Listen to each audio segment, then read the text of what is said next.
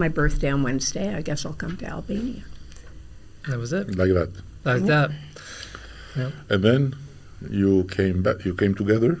I came to visit in November 23 and spent the first couple of weeks just walking around the city, every corner I could find, meeting as many people as I could, talking. Tirana, yeah. And I had our organization and kind of my mission since I've been in the industry for 20 years or so. We've wanted to find a place where we can build a home for artists and visual storytelling, film, TV. Everybody thinks LA, New York, and those are definitely where the industry, places where the industry is located. But I was always interested in places that were more outside of the normal. So we were in Vermont for a while. We were in Minnesota for a while.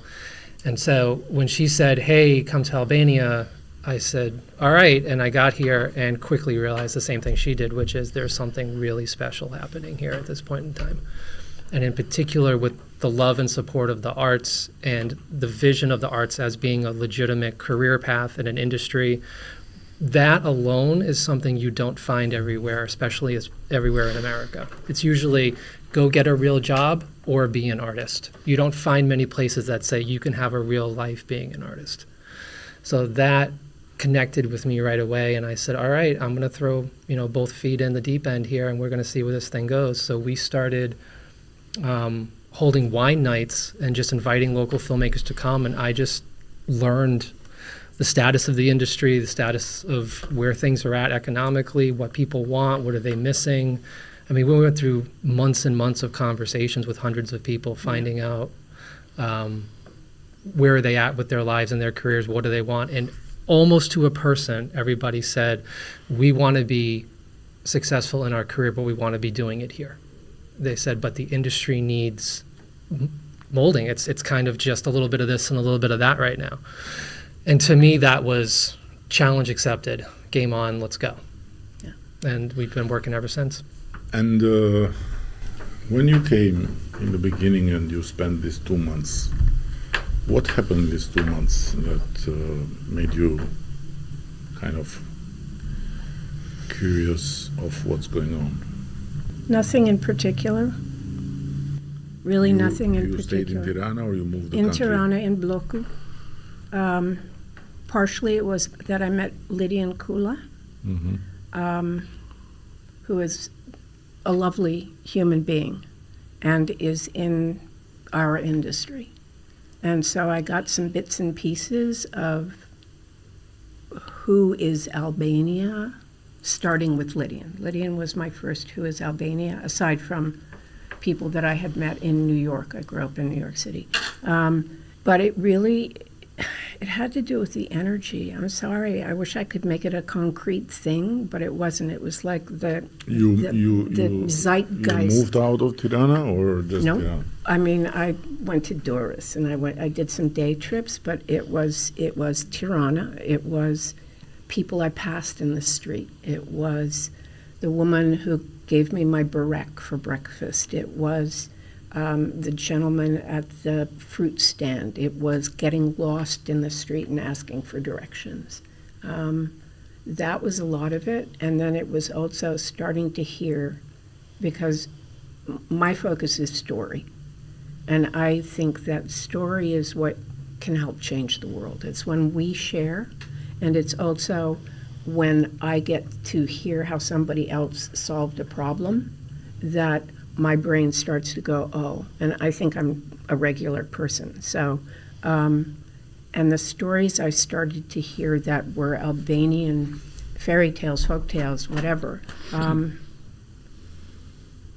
hadn't heard them, and I've been around for quite a while and seen films and read books from a lot of different cultures, and it was like, there are stories here that the world needs. Like seriously needs, like it could help. And there are points of view. And you did write during that 2 months, or? Yeah, I have a project that I turned into my manager 2 or 3 weeks ago, I think. And then there were fires, so we're on hold. But I have 3 projects in the works. About Albania, or? One of them is about Albania, so I've started to write and research that one. Mm-hmm. Yeah. and then hopefully that one I'll be able to turn it into. We're hoping that we can turn it into a series, and if that's true, then we can use Albanian writers to read the various episodes and Albanian directors, et cetera, et cetera. But it's based in Albania, and it's all Albanian actors, et cetera. So we'll Great. see. Amazing.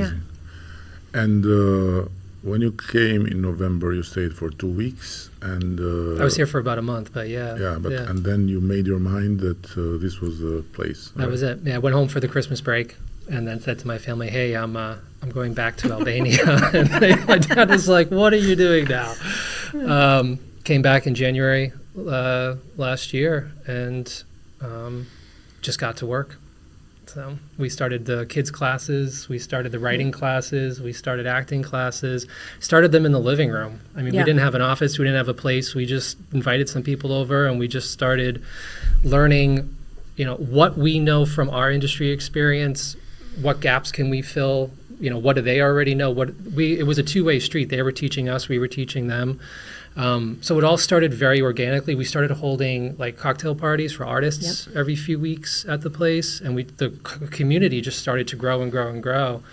And then it was the spring of last year, that was the first major step, was when I met Chica over at Watt, and we talked about doing a youth program for the after-school program for the kids there.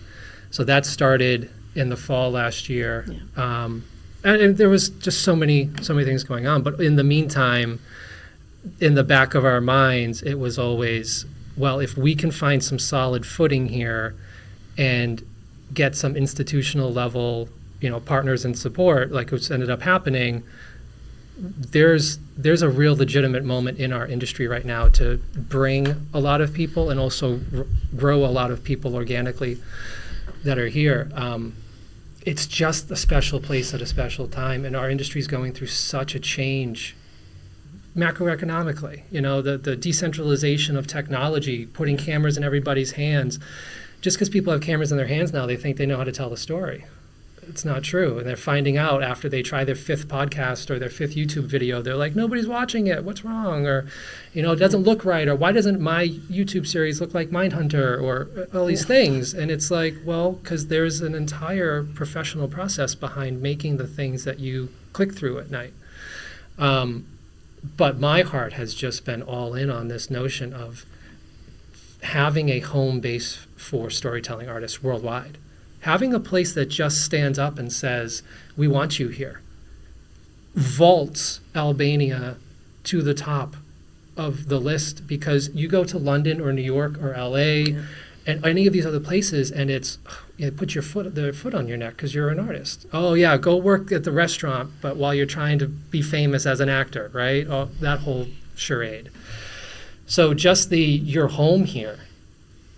I mean, not to get too personal, but even, who I am, I went through a kind of emotional, physical change over the last year or so being here. I got to reconnect with myself. I had been kind of lost in the wilderness of what I was doing with my life, and the organization was going fine, but being back here gave me that time and energy to just kind of go, all right, this is back to the kind of the origin of why I was in the industry from the start.